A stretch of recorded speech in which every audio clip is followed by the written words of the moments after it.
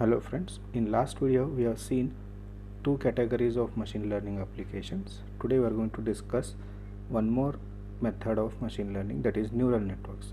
Now these neural networks are ML methods that mimics the way in which our human brain works. Now let us take an example how our human brain recognizes a person.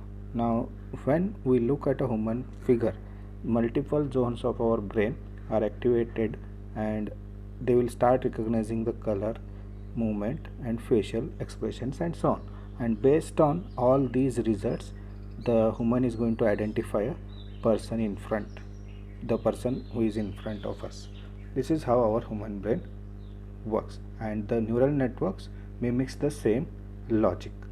Now we'll see this neural network with an example, that is previous example, where we have seen where the task is given to whether we need to identify whether the object in a tunnel is a person or any other object. Now for this the neural network application is said to have 7 different layers, and at each layer it is going to identify some characteristics. And neural network is a part of your supervisory learning, means neural network is also used with a training set of data. First of all, you need to train the neural network, then we can test it. For test training we need to have number of images of that particular tunnel. Those are given as an input to this neural network application.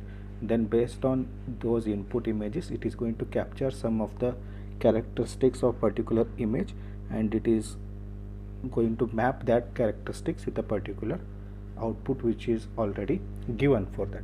Now after that the next thing comes is testing. In testing again we need to give an input image, but in this case we are not going to specify the output, means we are not going to tell what type of image it is. Now based on the input image it is going to extract the characteristics, and this extraction process is divided into number of sub layers, and each layer is going to extract some feature and it is going to come to particular conclusion, and each layer of this neural network is going to work as a single zone of our brain. Like our brain works in multiple zones, similarly the neural network is going to work in number of layers. Now this is an example where the training process is completed. Now in testing, first of all the input layer is going to access the input from the user. Now that input is given to the first layer, like this it goes on up to the higher layer, and at the end we are going to get the outputs at the output layer.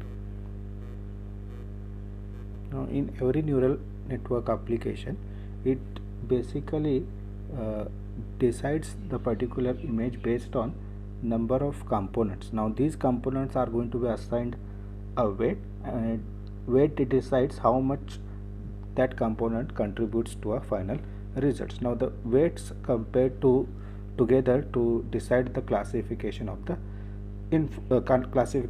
image. For example, for a human image, now there are 3 different classifications have been made, that is no straight lines, face and smile.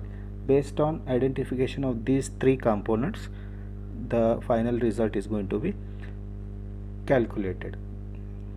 And then when the result of one layer is given to the another layer, this process is called as deep learning. Next we will see the advantages of neural network. Now the first advantage of neural network is the deep learning itself, because when you have more layers which will allow richer intermediate processing and representation of data, hence the results will be more accurate and more clear. This is the first advantage. Then the second advantage is that at each layer the data can be formatted to be better utilized by the next layer. And the third advantage is that this process increases the efficiency of the overall results. These are the advantages of neural network. Now this is how the neural network works.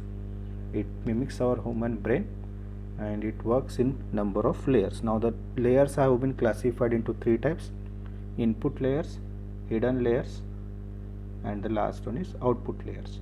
Now the task of input layer is to read the input from the user. Hidden layers are going to use it for processing the data, and the output layer is used for giving the output to the user. Thank you.